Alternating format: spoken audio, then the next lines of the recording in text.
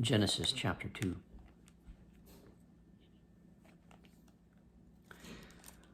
Thus the heavens and the earth were completed in all their vast array. By the seventh day God had finished the work he had been doing. So on the seventh day he rested from all his work. And God blessed the seventh day and made it holy, because on it he rested from all the work of creating that he had done. This is the account of the heavens and the earth when they were created. When the Lord God made the earth and the heavens, and no shrub of the field had yet appeared on the earth, and no plant of the field had yet sprung up, for the Lord God had not sent rain on the earth, and there was no man to work the ground. But streams came up from the earth and watered the whole surface of the ground. The Lord God formed the man from the dust of the ground and breathed into his nostrils the breath of life, and the man became a living being. Now the Lord God had planted a garden in the east, in Eden, and there he put the man he had formed. And the Lord God made all kinds of trees grow out of the ground, trees that were pleasing to the eye and good for food. In the middle of the garden were the tree of life and the tree of the knowledge of good and evil. A river watering the garden flowed from Eden.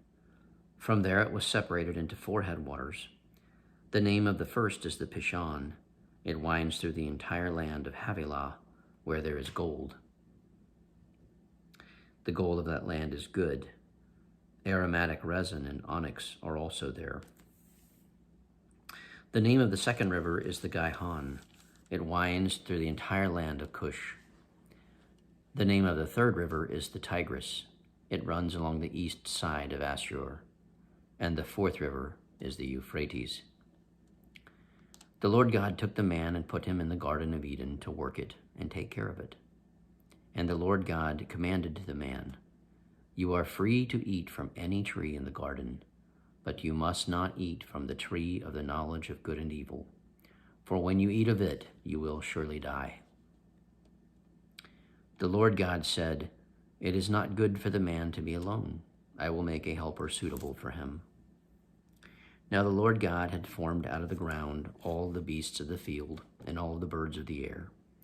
He brought them to the man to see what he would name them, and whatever the man called each living creature, that was its name. So the man gave names to all the livestock, the birds of the air, and all the beasts of the field.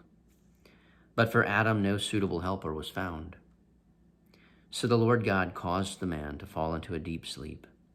And while he was sleeping, he took one of the man's ribs and closed up the place with flesh. Then the Lord God made a woman from the rib he had taken out of the man, and he brought her to the man.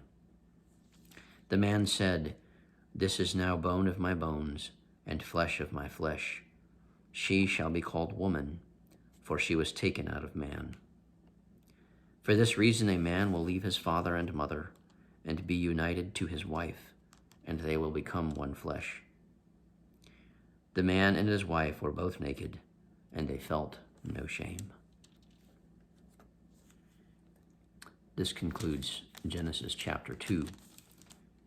Today is December the 29th, 2021. There's so many things here sort of that are out, I won't say in the common culture these days, but out in the culture, and we forget where they came from, like bone of my bones and flesh of my flesh is a statement, and you kind of forget where it comes from. Or for this reason, a man shall leave his father and mother and be united to his wife, and they will become one flesh. This whole unity and marriage of a man and a woman is an ancient thing, but that's where it comes from. There was something else here. Verses 19 and 20. Now the Lord God had formed out of the ground all the beasts of the field and all the birds of the air. He brought them to the man to see what he would name them. And the skeptical part of my mind says, okay, did Adam really call a giraffe? And why do we have names for animals in different languages? And how do you square that up with your theology and your literalism and that sort of thing? So for instance, Aslan in C.S. Lewis's works is the Turkish word for lion, as I understand it. So why doesn't everyone call the creature which we English speakers call the lion. Oh, why doesn't everybody call the lion the lion? And is that what Adam called the lion? Well, clearly, it's highly unlikely that Adam, when he first saw a lion, called it a lion. He probably called it something else. There are things that exist right now that would be stranger than a fact like that, if that were to be a fact. So I do not discount that point of view because, after all, it's speculative.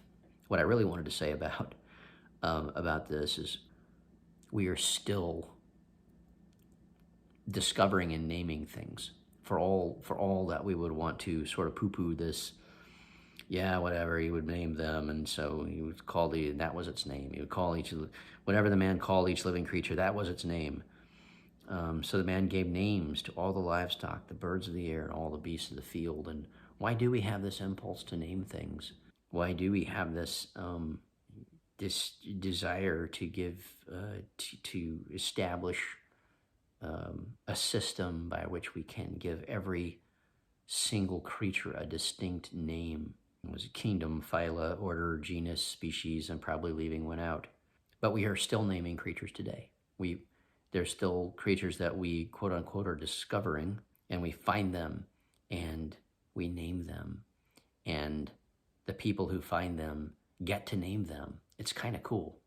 And it's the same way with stars and with any other thing that we find around us. We want to assign a name to it. We want to hang a meaning on it. We even get to name our children. You get to name a creature. And it's quite a privilege, I think. Oh, no, there's one other thing.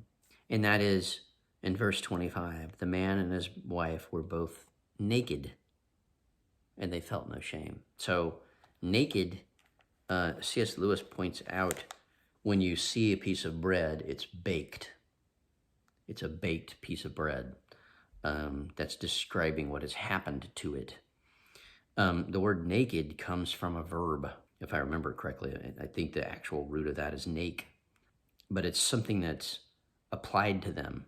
It's not just, naked doesn't just mean you don't have clothes on. It means that something happened to them. They were naked, and they felt no shame at this point.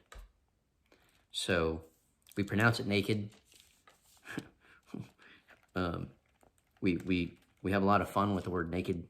I'm reminded of the song of The Streak, which, since I'm putting some interesting songs in there, go back and look at I think Proverbs 20. I put a link to Deep Water by Bob Wills and the Texas Playboys. So I think I'm going to have to do The Streak. The subject of the song is naked. He's naked.